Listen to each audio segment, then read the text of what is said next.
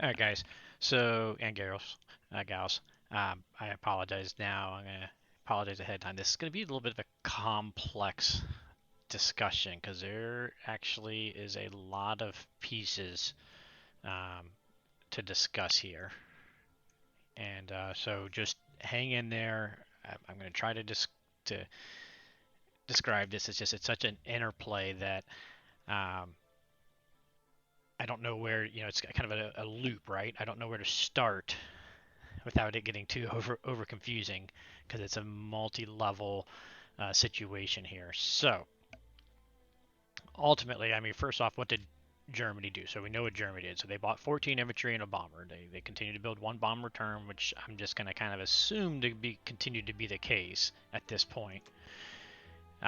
He attacked France, Northwest Europe, and then took Transjordan for free.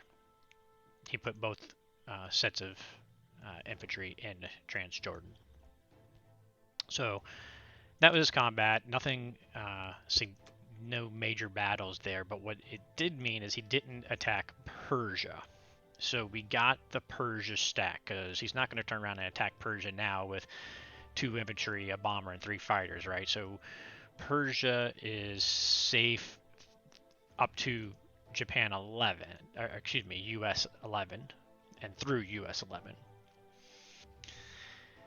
But now comes, what does that mean? Well, right off the bat, what that means to me is I really would like to keep Persia safe through Germany 12 because then I can land some fighters in here which can threaten C Zone 16 and 17 because I want to move my fleet into the Mediterranean and I want to take advantage of this to take care of this fleet. I really want to finish this off because of what we'll be talking about in a little bit. So the good news is um, he's just leaving 1 infantry in here, right? He's not going to move 2 infantry, 3 fighters, and a bomber in there versus 10 infantry, 2 fighters, a tank, and actually really 2 bombers that could hit there. So I fully suspect there's going to be 1 infantry there. So I get to take Caucasus on US 11. Hopefully, I better. We're going to see what happens. Um, which means Germany 12, he can't build boats or planes in C Zone 16. So the only way that he could build his fleet is in C Zone 15, but I plan on having all of this sitting in C Zone 14. So I don't believe there's anything that he could build that would negate a 1-2 impact, especially if I've got fighters, the US fighters sitting over here. And especially if he allows me to have 4 US fighters here and 2 bombers, then we're going to be sitting really pretty. However, I think Japan is going to force US into making a sacrifice. Before we get there, why on earth would he move his German stack to protect Kazakh instead of protect Caucasus? And the only reason that I can come up with why he would move to here is so that the Germans can continue to come this way with Japan and start to threaten this back door, which I have completely empty and don't have a real quick build up into here. Especially if I want to kill TJ and protect Persia, then I've got to use my transports into C Zone 34. Which means either I'm throwing them in there to be sacrificed, or I'm leaving my fleet, including most likely have to bring my carrier into C Zone 34 and not coming back this way. So, transports over here, US fleet over here, US fleet isn't dropping in here on US 11. So Germany goes to here 12. So US 12, I get to come back and be able to drop a couple, but most of my transports are going to be here, so I'm only going to be able to drop like maybe 6 units into here, US 12, and then Germany and Japan meeting up here, and then I'm trying to do everything I can because I want to hold 2 territories, so I got to get enough units back this way to stack 2 territories. Of course, then that leaves open this back door, and what all does that mean? Um, the other component of it, when I built my 2 fighters with my carrier, what I had looked at is the fact of needing to leave my fleet on US 11 in C Zone 34, and in order to do so, I assumed he was going to build a Japan bomber, or excuse me, a German bomber. I apologize, my words are just all mixed up today. A Germany bomber, and I expect these 3 fighters to come in range, and these German bombers to be in range. Japan bombers, good gosh. Y'all are gonna eat me alive on.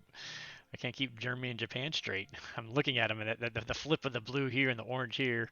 Hey, long story short, I think in order to keep C Zone 34 stacked, depending on Japan's play here, I need a carrier with 4 fighters in C Zone 34, which I need these 4 fighters elsewhere as well. For example, this is what I think I'm going to be facing is if Japan goes ahead and drops a sub, destroyer, carrier, and then lands 2 of its fighters here, then I've got to use 2 subs, 2 bombers, and ideally 2 fighters, at least 1 fighter or 1 bomber. At least 3 of these 4 have to go, and really ideally all 4 of them have to go. So fighters go 1, 2, 3, have to land 4. So if the fighters survive, then I got to pull the carrier into 61 where I can get nobody else, and voila, he's gonna take out, my carrier. So bombers can go 1, 2, 3, 4, 5, 6, and land here. But now he's going to have bombers and he's going to have Japan ground, and I'm not going to be able to put any US to cover them up unless I put fighters over top of bombers or sacrifice a transport from here over here, but then that means they're not going this way to try to cover up the bombers. So in essence, I need to take these losses before my sub losses because they're essentially lost anyways. So that's going to be a 44 IPC loss. The good news, if he builds that, that's 42 IPC loss for him. So it's essentially a IPC neutral trade. But what that means is these fighters aren't coming up here and these bombers aren't coming up here to then kill the German fleet in G12. Which brings us back all the way back, loop back around to this. What do I need to be able to kill them? So I looked at the very least, I will have 3 destroyers, 2 subs, a carrier, and 2 fighters, because these fighters can't get involved in this side of the world, so we'll have the 2 fighters. And that gives me a 25% chance of killing him without him being able to build reinforcements. Which means the UK would need to step in closer, and it's going to get ugly, where UK is getting too far extended into the Mediterranean with their fleet and not enough back here, where then we're opening sea lion talks and possibilities and all that fun stuff. So it's a lot. The other thing I got to do is if I do put fighters into Persia, then I need them to live, right? And they have to make it to the next round in order to hit the fleets. So I need a strong enough stack there, which may mean I have to do that bit of moving a infantry and AA and possibly a third unit up here while one takes Egypt, which means another transport having to sit in C-Zone 34. I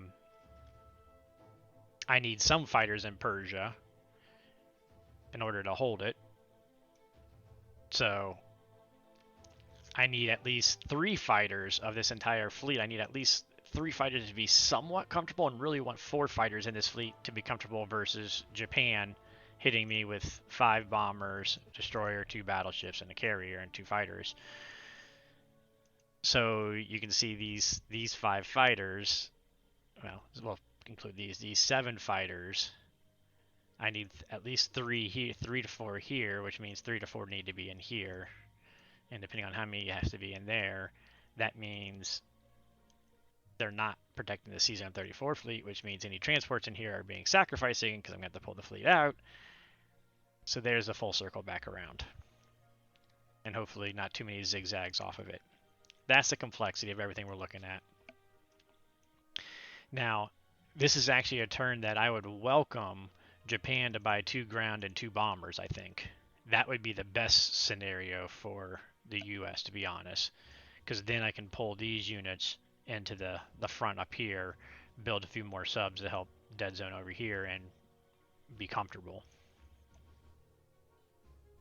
But if they build, and I think they will, a carrier, destroyer, sub, and put 2 fighters on it, that's going to put US, we're going to have to sacrifice transports in 34, bombers over here in Yunnan. I apologize. Is it Yunnan? I know I'll have to go back and look at the one of y'all gave me the correct pronunciation. I already forgot it. So, any case, I'll have to relook that because I want to make sure I start saying that correctly. That's the big picture. So what are we going to do? So I'm going to build 6 ground, 3 for India, 3 for Britain, and I'm going to continue to build fighters, 2 fighters. So this is an interesting side story. So I'm also going to pull this up. I'm going to bring my my spreadsheet over because I just found this interesting as I was looking at it. Not looking at my normal stuff, although I guess I can take the second here. So this round was really good for me. That's when I wiped the J fleet and the Japan attacked and lost all those bombers in Persia. Last round was not so good with me because that German wipe of the US was more hurtful than the second Japan loss. So they did make some comeback. So I made a big step that way, took a big step backwards that way. But what I wanted to show you guys actually is more this bit, my casualties and builds. So the interesting thing here is I've lost 32 fighters in this game. But what I really was interested in was the ground infantry artillery tank, because this is ultimately what wins the war, right? I've lost 129 units there. He has lost 135 units. So I got a 6 advantage because 31 tanks are dead. That just blows my mind. 31 tanks, 32 fighters. He's also lost 19 fighters and 9 bombers. But I've also lost 18 more infantry in there. So thought that was interesting. And then on the build side, likewise what you'd expect. I have built 30 fighters to his 13. He's built 14 bombers and 19 tanks. Thankfully, all those 19 tanks are dead. But you look at this again. I have built 100 units, ground units, versus he has built 131 units, and that is concerning to me. Because again, these 3 units ultimately is you got to have the ground units to win the war. So even though I've killed 6 more, he's built 31 more, and that's not an advantage, I want him to maintain. So I definitely have got to start getting that going, and that's because his Germany turns. He's been smart. He's been buying 15 infantry and a bomber, 14, 15 infantry and a bomber. So he's been building up, and that wave is getting ready to come in. All these infantries are going to start to cause some issues. So, all right. Whew. That was talking a lot for a turn that's actually not going to be a lot.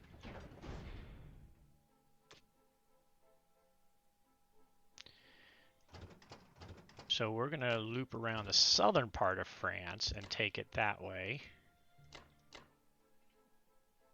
And I believe that, again, is our only actual attack with the UK, because we really don't got much more we can do.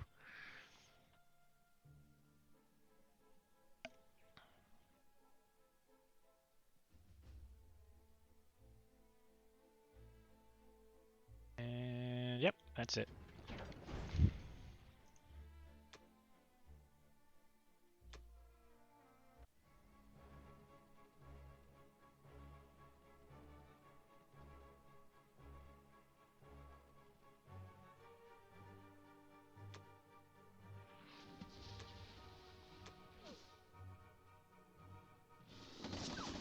Thank you.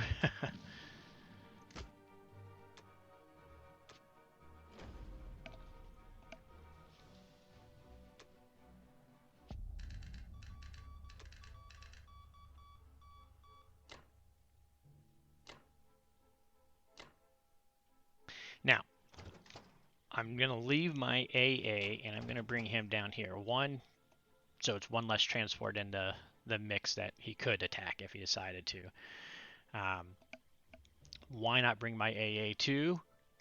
Because next turn I'm building 3 infantry or 3 ground units, so I'd want him to be able to bring his infantry back in 1 and then be able to hit here and be able to attack France as well as Northwest Europe, and or I want to come back here and match up with this guy, and then I'd just have a solo AA running down here when I probably want to keep that AA in London to help protect against the Sea Lion threats. And so I'm going to leave the AA in London. I'm going to bring 1 of their fighters, 2 of their fighters back. Even though I'm worried about him coming this way, I've got to continue to hold my stack here first.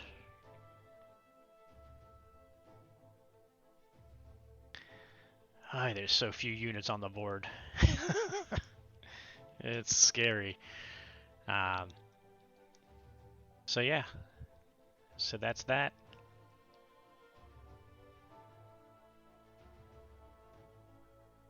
It's going to be interesting. Japan's turn is going to be very interesting. What he decides to do with it's going to pressure or not pressure US. I expect him to pressure us, and make us force us into tough decisions.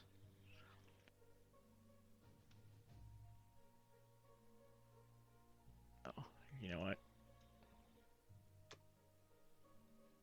Do want to keep, but I do not want submerge on anymore. For the time being, I want to keep fighter before carrier.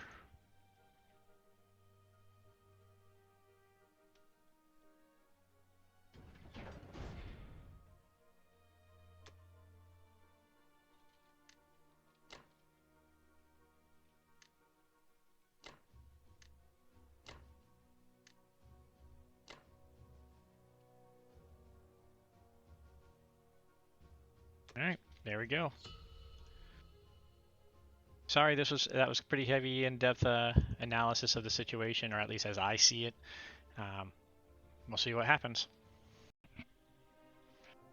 All right, so personally, I think Japan it went easy on me, made it a little easier on me.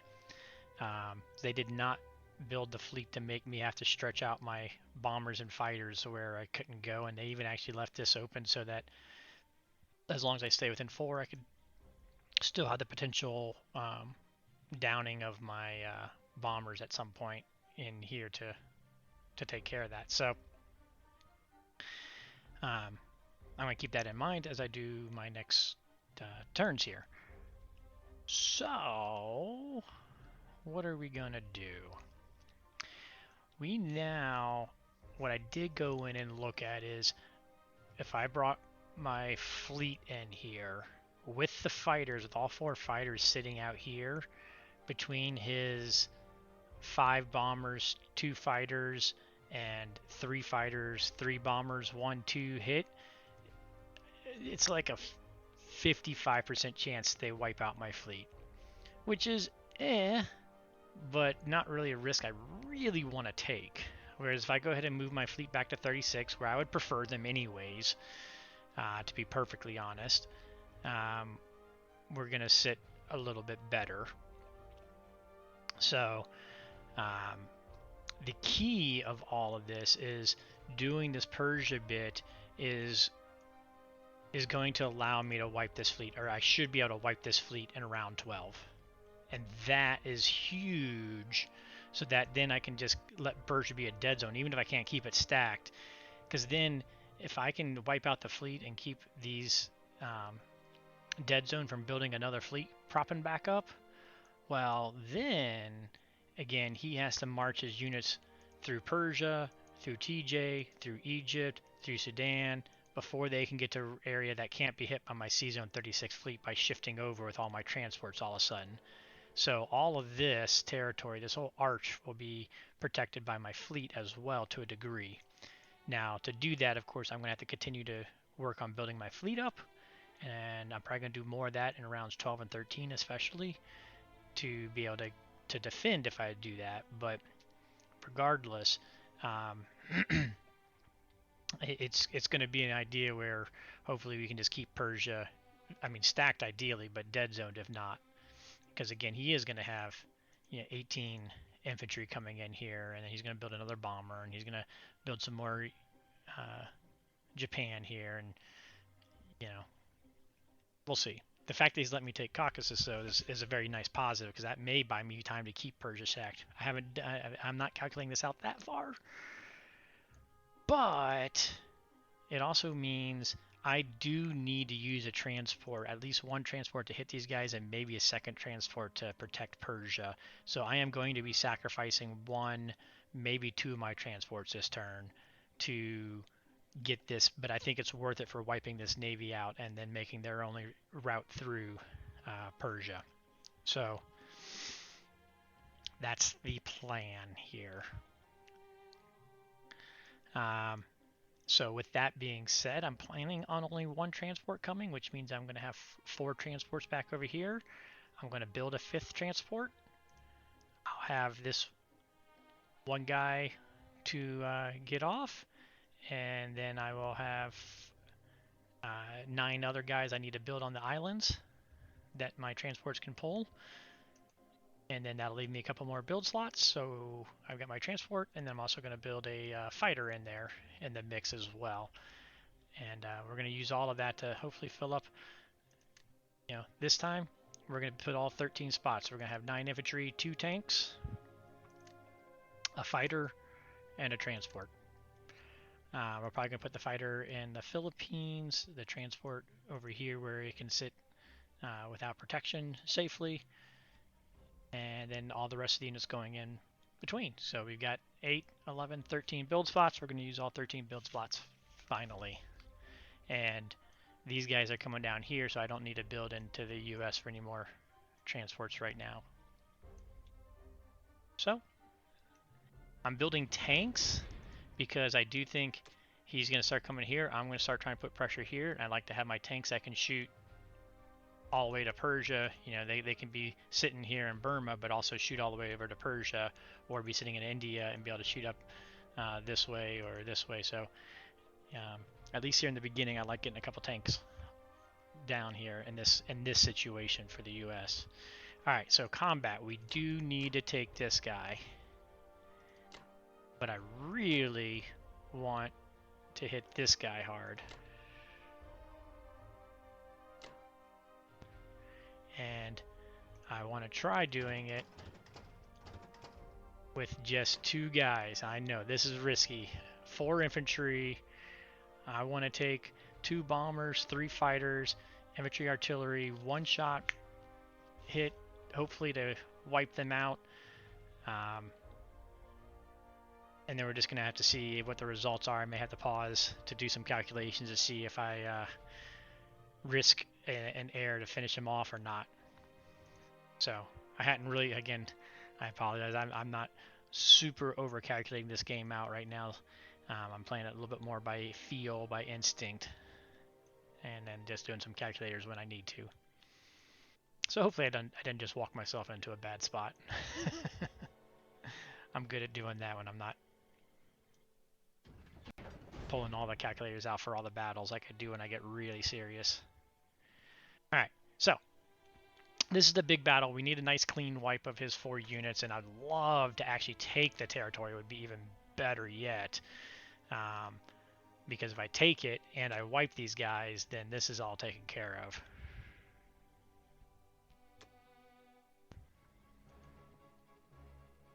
So 4 hits, first round.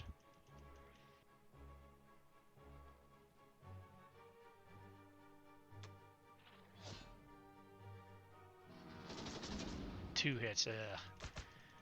Big whiff. Oh, yes. Oh, I got super lucky here. I ain't gonna lie. Alright, well, I didn't take it, and I'm not gonna sacrifice a plane over it, but I killed the guys. That was the most important part of that.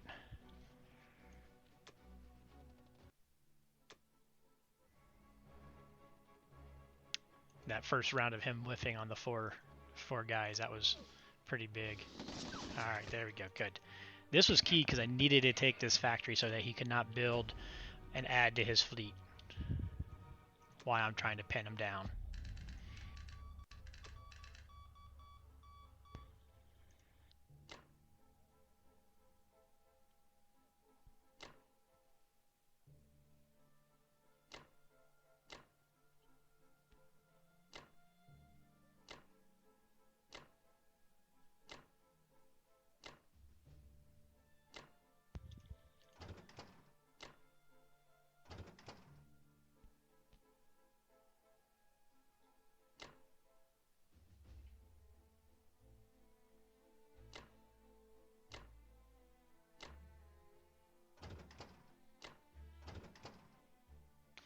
Now he's got like a 25% chance he could wipe that, but if he does it, he's wiping out his fleet against it as well as his bombers. So I don't think he's going to take that. If he does and he wipes everything out and he takes my 1 transport, so be it.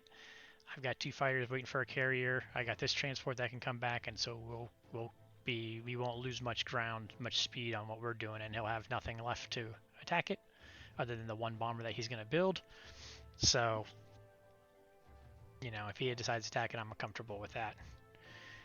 Main thing is I wanted to get all my defenses into here against the German hit and strike. So we've got 11 infantry, 1 tank, and 6 planes in here. Odds supposedly are, I'm pulling it up because I did calculate this one. Supposedly, if he takes it 2 rounds to the Japan, it's going to be really bad, but there is a 11% chance he survives and takes it at a minus 55 IPC. If he went all the way through with it and had an average result, all 6 fighters should still be living, and that's the important part because I want my 4 fighters to be able to hit these 2 and my 2 fighters to be able to hit these 2 and my navy ready to hit. So now he could build a destroyer blocker here and then move these guys. Oh, you know what? I was thinking about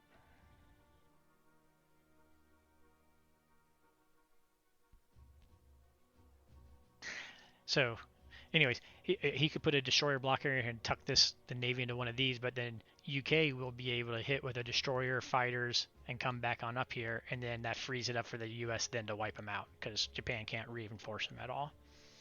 So it'll be a can opener. He can't really use a destroyer blocker to do anything. The thing that I want to look at is, and I'll double check it, if I had taken this, then I was thinking about putting one of my destroyers into C-Zone 15 so that he can't grab these and attack. And it still may be worth it so that he can't take them and attack Caucasus with it, make him bring, you know, these guys down and enough to cover them, because I do have a stack going here as well. It also would protect Egypt. It may be worth me putting it here. I just need to make sure I don't lose my odds on the fleet. So I'm not going to stay here and keep it the the game rolling. Just keep an eye out. I may or may not put a destroyer in C-Zone 15. If I put the destroyer there, then he can't use these guys to attack anywhere. He can only move them non-combat. So most likely, I would think he would attack Caucasus and then bring them in non-combat up to move these 4 guys up to Caucasus to get them over.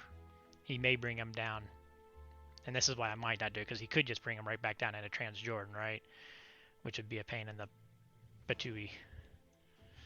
So, because I don't have the ability to keep stacking here and attack there and whatnot. Anyways, just keep an eye out. I might do that. For now, though, I'm going to go ahead and cut the video. And oh wait, almost forgot. What did I end up having?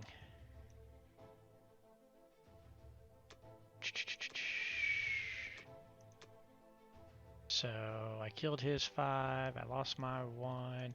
So this is what my current spreadsheet is looking like. Just to kind of give the update on this, since we're at the end of a turn. So notice this turn, with all that Persia, as the dust settles, we are recuperating and recovering back from that turn. We're regaining. Hopefully, with us having the money advantage, we'll continue that. And if we can keep Persia plugged and hold Africa for a while, hopefully we can get it to the point where he can't overcome it. He did do, I forgot, he did do a bombing raid, by the way. He did hit India with a bomber. So I do got to start dealing with that. And I imagine I'm going to start dealing a lot with bombers hitting my factories. So that could be a factor too. If he gets good luck on the bombers, that could be an issue.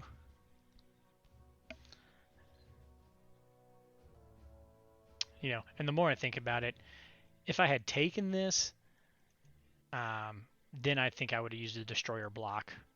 But the more I think about it, because he can just non-combat into here and be just as pain of a rear, and he can non-combat into here just as well as attack there, I don't think it's really that much bonus. So I'm just going to let it go. Granted, he can, you know, get this guy. We're going to be having our 1, and we'll have all this air, and so we'll see what we do about it. But man, I just kind of like having that destroyer to be able to soak up the hits when I do go for the fleet, instead of having to rely on all the fighters getting hit and whatnot. So let's see.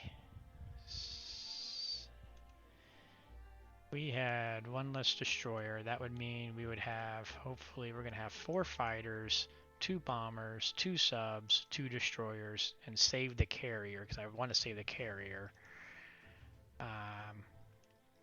Versus his 2 battleships. So he would have 8 hit points. I'd be sitting in 10 hit points, even with just 2 destroyers. So it should still be an easy kill. You know what? Rather than him being able to put, because if he took these 4 infantry and hit right here, I'd only have 1 infantry in my air, and my air is going to be attacking his fleet. So that would be annoying, and it's going to be a while till I could get over there to combat it. So I think I am just going to take 1 of these destroyers to prevent him from hitting Egypt and stacking Egypt. I'd rather put him here where I could hit him and pull back at the same time, and then just get this dead zoning Persia. Alright, so that was a lot of talking there. These subs, that was the other thing I was hoping I would take this so that I can have my subs here, and next turn slide them in, you know, and that's why I was going to use that destroyer block so that he couldn't block the Suez, and I could slide them on in there. I'm still going to get them over here. I want to get them into the Suez, or into the Mediterranean, as soon as possible.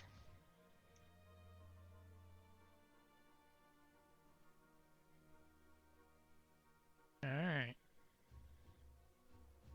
Da-da-da-da-da. Yep, I think that's it.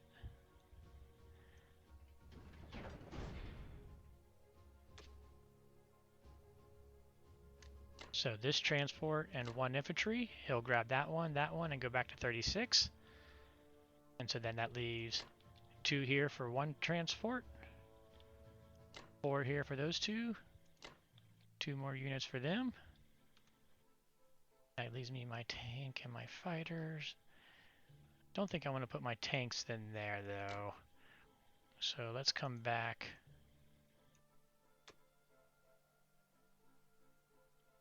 And